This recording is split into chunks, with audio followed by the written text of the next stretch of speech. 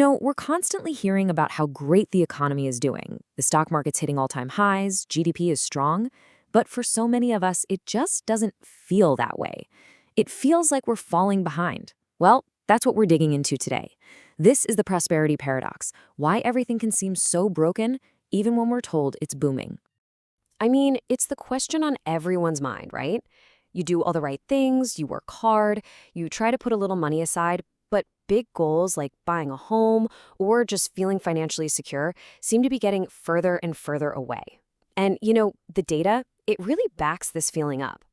So let's talk about retirement. For the average American over 65, the median savings is just $88,000. Now, if you follow the standard advice and withdraw 4% a year, that's less than $300 a month to live on. Just think about that for a second.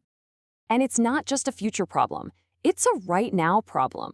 The average household in America is juggling over $9,000 in credit card debt.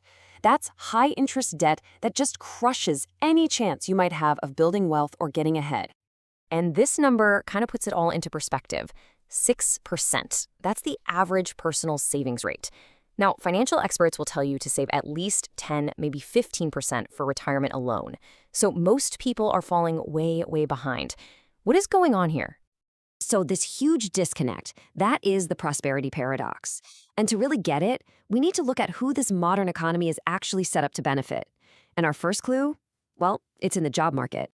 A huge piece of this puzzle is what AI is doing to jobs. Take a look at this. In fields that are heavily exposed to AI, hiring for entry-level positions has just tanked. But for senior roles, it's stable or even growing. You end up with this broken ladder where it's incredibly hard to get that first job and start climbing. But honestly, this is just a symptom of a much, much bigger issue.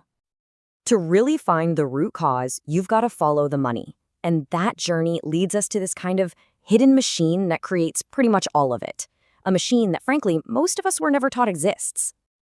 This really gets to the heart of what money even is. The textbook story we all learned is that banks are basically just middlemen. You deposit your savings, and they lend that same money out to someone else. But the reality, which is backed up by a ton of research, is way more wild. It turns out banks don't lend out existing money. They literally create brand new money every single time they make a loan. This whole idea is called the credit creation theory. And just to be clear, we're not talking about some fringe idea here. The sources for this analysis make it very clear this is an empirically proven model of how banking actually works. The core idea is that commercial banks can, quite literally, create money out of thin air. So how does this magic trick work? Well, it's surprisingly simple. Step 1, you sign a loan contract. That contract is technically a financial security. Step 2, the bank buys that security from you. And step 3, to pay you for it, the bank just types numbers into your account, inventing a deposit. No money moves from a vault, nobody else's savings are touched. It's just, poof, new money. And the scale of this is just staggering. According to this theory, something like 97% of all the money in our economy is made up of these bank-created deposits. So what does that mean?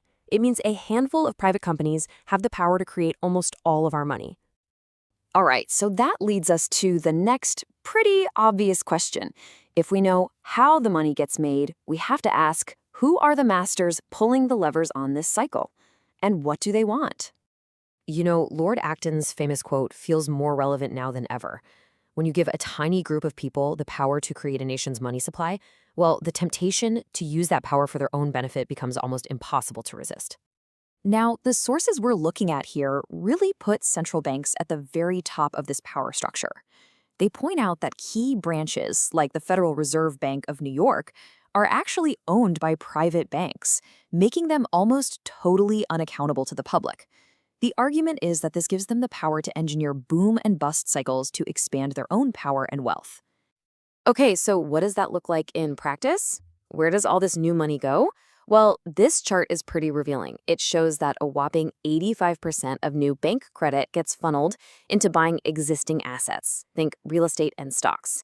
Only a tiny 15% goes to funding actual new businesses and productive investment. So the system isn't really designed to grow the economy for everyone. It's designed to pump up asset bubbles. But it's not just the bankers who are shaping what comes next.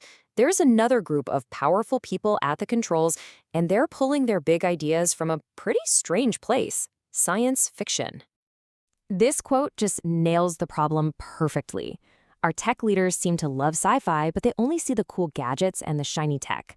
They completely ignore the fact that most of these stories were written as warnings about what could happen to society if we're not careful. And this brings us right back to that AI job chart from the beginning. See, tech leaders have a choice. They can build AI for augmentation, tools that help humans do their jobs better, or they can focus on automation, systems designed to completely replace human workers. The argument here is that their selective, cherry-picked view of sci-fi is pushing them hard toward automation, with the exact job-killing results we're already seeing. There's actually a word for this. It's called hyperstition. It's the process where an idea from fiction becomes so powerful that it actually starts to create reality. It's a self-fulfilling prophecy. And what's happening is that dystopian futures that were written as cautionary tales are now being used as blueprints by people with enough money and power to actually build them. And this is where it all comes together. When you combine the power to create money from nothing with the power to build the future from science fiction, what you get is a concentration of power unlike anything we've ever seen before. The sources we've explored point to a few key tools being used to centralize this control even further. Things like central bank digital currencies, or CBDCs, which could lead to programmable money that can be controlled from the top down.